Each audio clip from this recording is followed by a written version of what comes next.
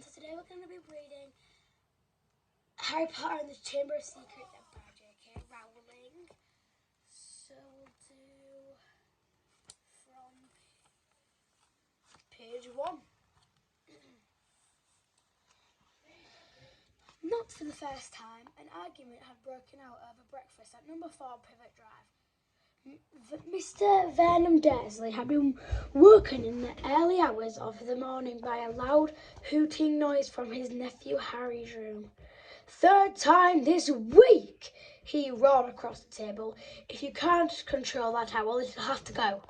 Harry tried yet again to explain.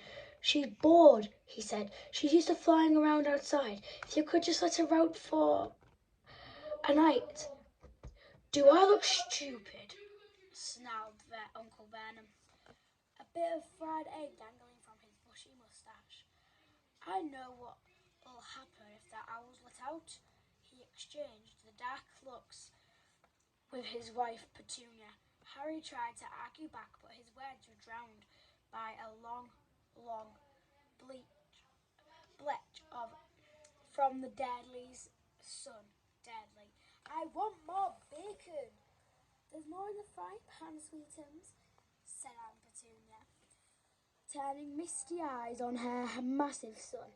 "We must feed you up while we've got the chance. I don't like the sound of that school food." "Nonsense, Petunia. I never went hungry when I was at Smeltings," said Uncle Vernon heartily. "Dudley gets enough food, don't you, son?" Dudley, who was so large, his bottom drooped over each side of the kitchen chair, grinned and turned to Harry. "Pass the frying pan. You've forgotten the magic word," said Harry, irritably. The effect of the simple sentence of the rest of the family was incredible. Dudley gasped and fell off his chair with a crash that shook the whole kitchen. Miss Dudley gave a small scream and clapped her hands to her mouth. Mr. Dudley jumped to his feet, veins throbbing in his temples. "I meant please," said Harry quickly. "I didn't mean—" "What have I told you?" thundered his uncle, spraying spit all over the table. "About saying the M-word in our house." "But how dare you threaten Dudley?" roared Uncle Vernon, pounding at the table with his fist. I warned you. I will not tolerate mention of your abnormal ability under this roof." Harry stared from his purple-faced uncle to his pale aunt, who was trying to heave Dudley to his feet. "All right," said Harry. "All right." Uncle Vernon sat back down, breathing like a winded rhinoceros and watching Harry closely out the corners of his small, sharp eyes. Ever since Harry had come home for the summer holidays, Uncle Vernon had been treating him like a bomb that might go off at any moment. Because Harry wasn't a normal boy, as a matter of fact, he was not normal as it is possibly to be. Harry Potter was a wizard fresh from his first year at Hogwarts School of Witchcraft and Wizardry, and if the Dursleys weren't happy to have him back for the holidays, it was nothing to how Harry felt. He missed Hogwarts so much, it was like having a constant stomachache.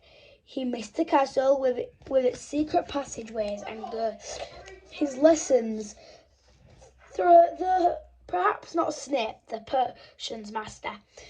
The post arriving by owl, eating banquets in the Great Hall, sleeping his 4-poster bed in the Tower dormitory, visiting the gamekeeper, Hagrid in his cabin in the Quidditch. The most popular sport in Wizarding World, 6 tall goalposts, 4 flying balls, and 14 players on a broomstick. All All Harry's spell books, his wand, robes, cauldron, and top-of-the-range Nimbus 2000 broomstick had been locked in a cupboard under the stairs by Uncle Vernon. The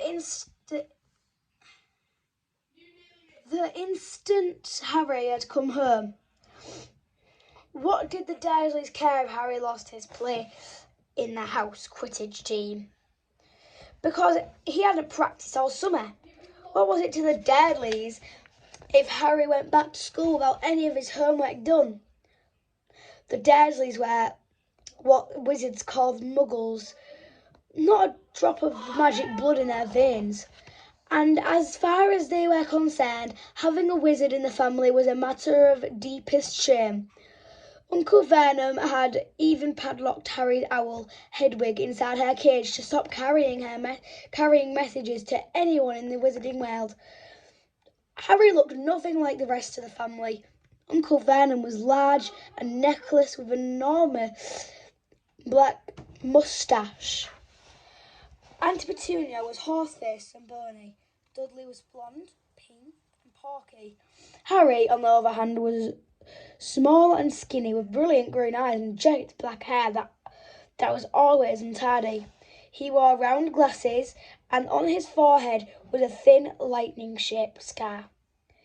It was this scar that made Harry so particular and particularly unusual.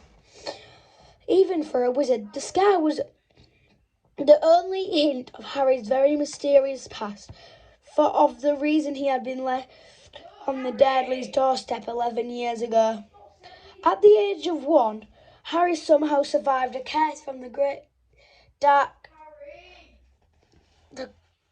greatest dark sorcerer of all time, Lord Voldemort, whose name most witches and wizards were still feared to speak.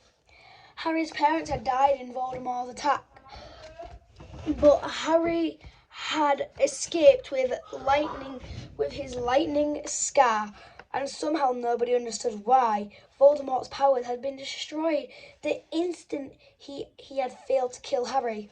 So Harry had been brought up by his dead mother's sister and husband. He had spent 10 years with the Dursleys, never understanding why he kept making odd things happen without meaning to. Believed the Dudley story that he had got his scar in a car crash which killed his parents. And then, exactly a year ago, Hogwarts had written to Harry, and the whole story had come out. Harry had taken up his place at Wizard School, where he and his scar were famous. But now the school year was over, and he was back with the Dursleys for the summer, back to being treated like a dog that had rolled in something smelly. The Dursleys hadn't even remembered that today happened to be Harry's 12th birthday. Of course, he hoped that hadn't been high. They'd never given him a proper present, let alone a cake, but to ignore it completely. At that moment, Uncle Vernon cleared his throat importantly and said, "Now, as we all know, today is a very important day." Harry looked up, hardly daring to believe it. This could well be the day I make the biggest deal of my career," said Uncle Vernon. Harry went back to his toast.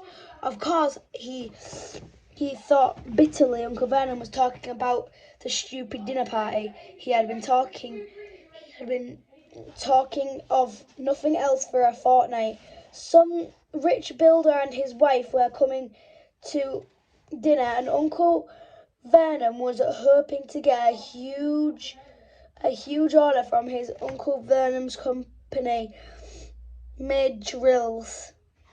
"I think we should run through the schedule one more time," said Uncle Vernon. "We should all be in the position at 8 o'clock. Petunia, you will be in the lounge," said Aunt Petunia promptly, "waiting to welcome the graciously to our home." Good. And Dudley? "I'll be waiting to open the door." Dudley put a foul, simpering smile. "May I take your coats, Mr. and Mrs. Mason?" "They'll love him," cried Aunt Petunia rapturously. "Excellent, Dudley. said Uncle Vernon. Then he rounded on Harry. And you? I'll be in my bedroom, making no noise and pretending I'm not there, said Harry tonelessly. Exactly, said Uncle Vernon nastily. I will lead them into the lounge, introduce you, Petunia, and pour them drinks at 8:15. I'll announce dinner, say Aunt Petunia. And Dudley, you'll say, may I take you through the dining room? Mrs. Mason, said Dudley, offering his fat arm to the invisible woman. My perfect little gentleman, sniffled Aunt Petunia. And you, said Uncle Vernon, viciously to Harry. I'll be in my bedroom, making no noise and pretending I'm not there, said Harry dully. Precisely. Now, we should aim to get a few good compliments before dinner. Petunia, any ideas? Vernon tells me you're a wonderful golfer, Mr. Mason. Do tell me where you bought your dress, Mrs. Mason. Perfect. Dudley, how about we had to write an essay about our hero at school. Mr. Mason, I wrote about you. This was too much for both Aunt Petunia and Harry. Aunt Petunia burst into tears and hugged her son, while Harry ducked under the table so they wouldn't see him laughing. And you, boy? Harry fought to keep his face straight as he emerged. I'll be in my room, making no noise, pretending I'm not there, he said. Too right you will, said Uncle Vernon forcefully. The Masons don't know anything about you, and it's going to stay that way. When dinner's over, you will take Mr. Mason back to the lounge for a coffee, Petunia, and I'll bring the subject round to drills.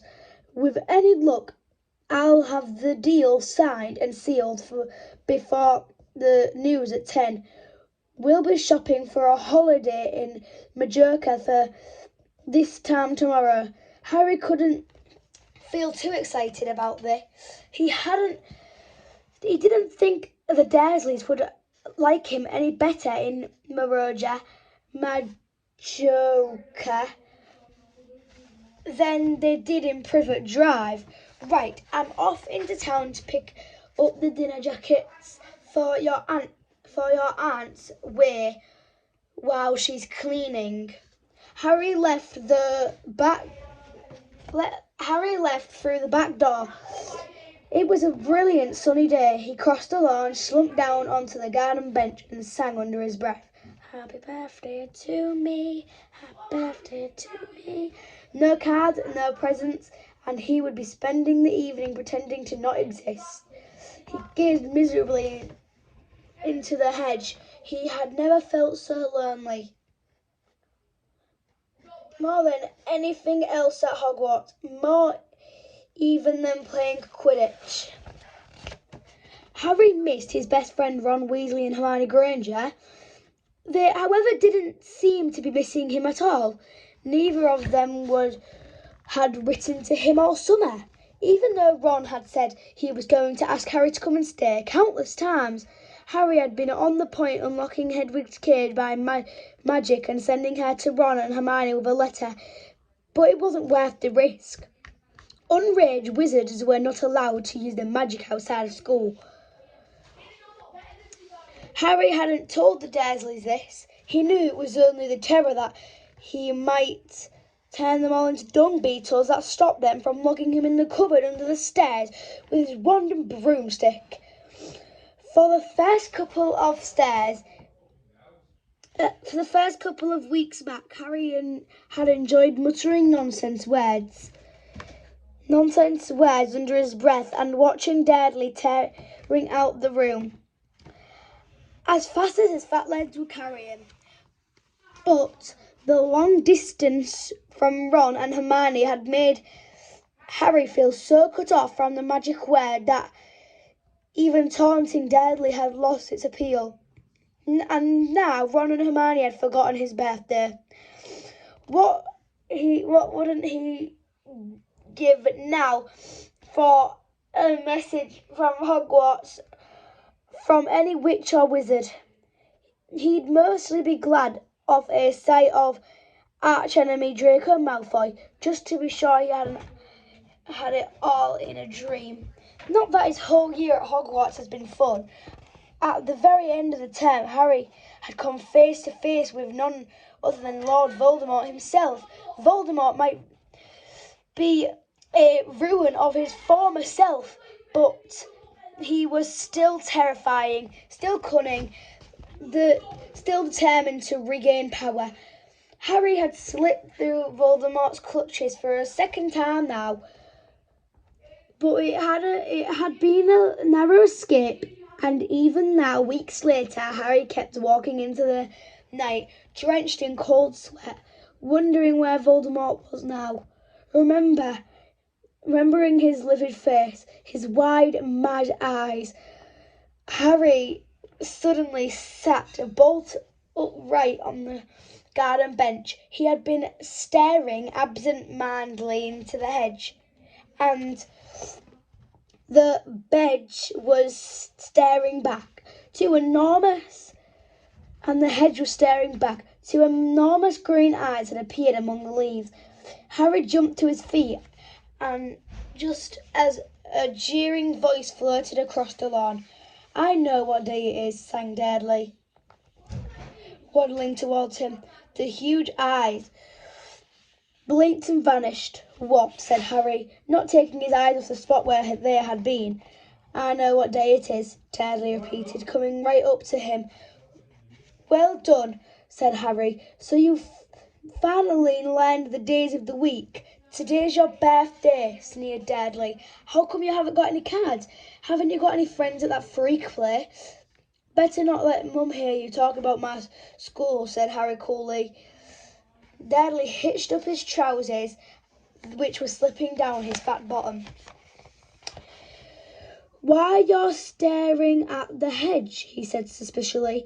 "I'm trying to decide what would be the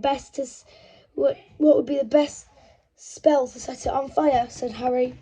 Dudley stumbled backwards at one look of panic on his fat face. "You can't. Dad told you you're not allowed to do magic," he said. He'll clutch you out of the house, and you haven't got anywhere else to go. You haven't got any friends to take you." "Jiggery pokery," said Harry in a fierce voice. "Hocus pocus, squiggly wiggly." "Mom!" howled Dudley, tripping over his feet as he dashed back towards the house. "Mom! He's doing you know what."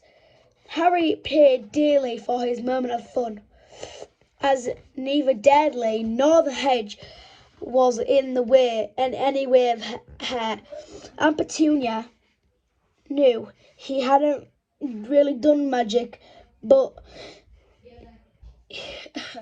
he started to duck as she aimed a heavy blow at his head, with the promise he wouldn't eat again until he'd finished.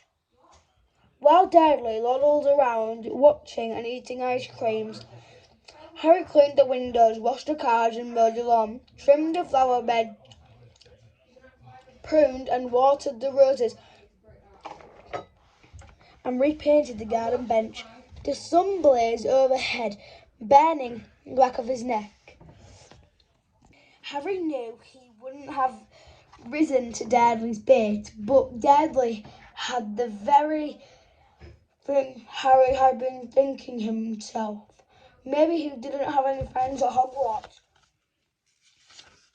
Wish they could see famous Harry Potter now, he thought savagely as he spread manure on the flowers, his back aching, sweating running down his face. It was 7:30 in the evening when at last, exhausted, he heard Aunt Petunia calling him. "Get in here and walk on the newspaper." Harry moved gladly to the shade of the gleaming mound of whipped cream and sugared violets, a joint of roast pork which was sizzling in the oven. Eat quickly, the Masons will be here soon, snapped Aunt Petunia, pointing to 2 slices of bread and lumps of cheese on the kitchen table. She was already wearing a salmon pink cocktail dress. Harry washed his hands and bottled down his pitiful supper. The moment he had finished, Aunt Petunia whisked away his plate. Upstairs, hurry! As he passed the door to the living room, Harry caught a glimpse of Uncle Vernon and Dudley in bow ties and dinner jackets. He had only just reached upstairs landing when the doorbell rang. Uncle Vernon's furious face appeared at the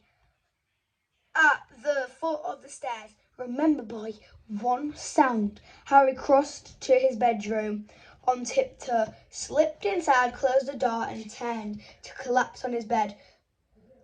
The trouble was, there was already somebody sitting on it. Thank you for reading with me. And we will be doing chapter 2 later. So let me just write page 12 down and then we'll stop the video. So I'll just write page 12. So right. Page 12. Thank you for reading with me. Have a good night. And enjoy.